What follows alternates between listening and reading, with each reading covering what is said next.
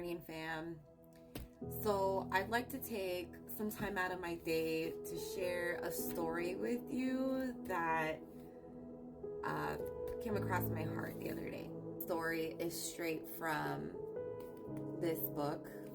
It's called The Action Bible. This is actually my daughter's Bible. This is how we come together and learn stories about the heroes of the Bible. It's just loaded with a fun way of learning her stories. Honestly, I love reading it with her just because I wish I had something like this when I was trying to learn. So the story that came to my heart the other day was about Ruth. There were 3 women that live in the foreign land, an Israelite and her daughter-in-law and her daughters. So this one, she's saying, "Leave me. I have nothing left. I'm old. Your best hope is to find a husband who can take care of you. May the Lord show you kindness as you have shown me." Then it says that they didn't want to leave this woman who'd become a mother to them, but they started crying as they said goodbye. And then she says, "Ruth, go back with your sister-in-law." And then she says, "No, you are my mother, and I will go where you go. Stay where you stay.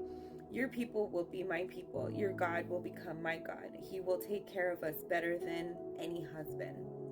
And then the older lady says, "God has taken my husband and my sons. Though my name means sweet, and for a while my life was sweet, the name bitter better describes me now. Come, we will go back to Israel, where I have relatives who may help take care of us." They go back to Israel, and it says, "There's a law here that poor women can go to the fields and pick up any extra grain that the workers drop. I am too old to work in a field all day. Will you go so that we may have food?" And they say, "Of course, mother." They listen to their mom. Ruth goes to a field owned by Boaz, a distant relative of Naomi's. She works hard there, gathering the unused grain. One day, the owner arrives. "How are the best workers in all Israel doing? The Lord bless you and keep you." "What a godly owner," she says. "And the Lord be with you." These guys say, those are the workers. So check this out. How cool are these illustrations? Boaz starts questioning his foreman about progress in the fields. "And are you taking care of the poor women? Naomi is one of my relatives." He says, "Yes, there is a new widow, Ruth, from Moab. She has been laboring hard for weeks to support her mother-in-law, Naomi." "I have heard how kind you are," he says to Ruth. Your mother-in-law glean in my fields as much as you like, and may God reward and protect you." She says, "He does. Thank you for your kindness." At lunchtime, Boaz is impressed with Ruth's faith and wit.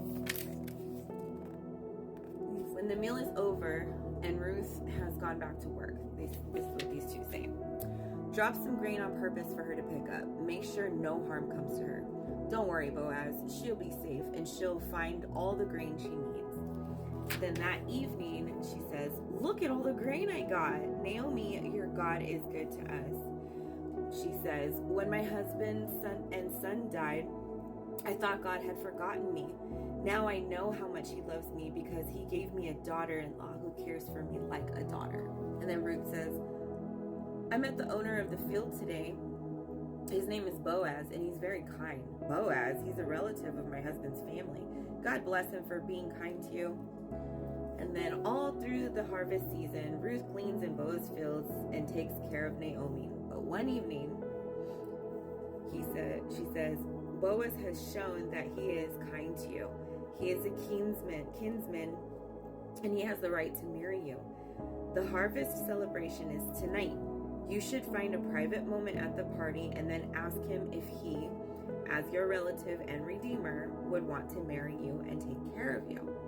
And Ruth says, "Boaz is a godly man. I'll do what you tell me."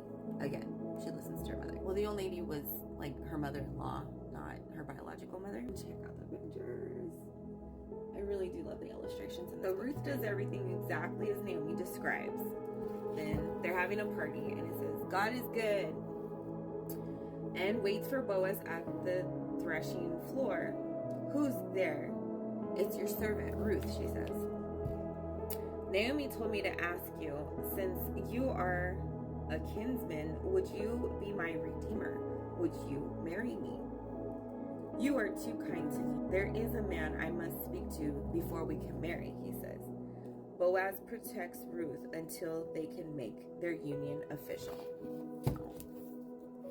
Before Boaz and Ruth can marry, he has business at the city gate with the man who is eligible to inherit Naomi's property. So he says, you have the right to the land that belonged to Naomi's husband and to Ruth. And if you want them, say so. If not, I will buy the estate and care for Ruth. And he says, I cannot do it. And they say, may God bless you, Boaz. So he's basically taking this stuff and everything and Ruth off their hands. The news of Ruth and Boaz's coming marriage spreads rapidly throughout all of Bethlehem. At the wedding, there's feasting, music, and laughter, so they had a huge party. Are you happy, dear? He asks Ruth. Happier than I ever dreamed I could be. God has been good to me. So they're newlyweds. Now, with this marriage, both Ruth and Naomi are taken care of by Boaz, so he doesn't just take care of Ruth, he takes care of all the women in her circle. I thank God for the next day. Oh, no, it says, later when a son is born to Ruth, they proudly care for the child. All the women come together and raise this baby. I thank God for the day you left Moab to come with me to Bethlehem. He has taken my bitter life and made it sweet again, says her mother-in-law. I thank God to Naomi. He has made good come out of our sadness. He honored us with a man who honors him, and now I have a beautiful baby. My son is named Obed, which means servant. And my prayer is that Obed will serve God and his people.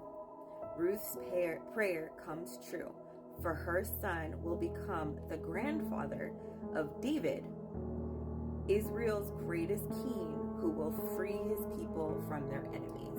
And of course, if you don't know, this story is about the women in the Bible. Now, of course, there's a lesson here. If it wasn't for obedience, especially on Ruth's part, stepping out in faith and listening to her mother-in-law and what she's telling her to do this, then the child wouldn't have been born that would have eventually became a king down the line of the family tree, which eventually leads to the birth of Jesus. Great story in here. Again, if you haven't seen this book or heard of this book, it's really fun. It's the Action Bible. It's the few stories in here. They bring it to life with illustrations for kids. But again, I have fun reading it with my daughter all the time. Thanks for watching, you guys. God bless. See you next time.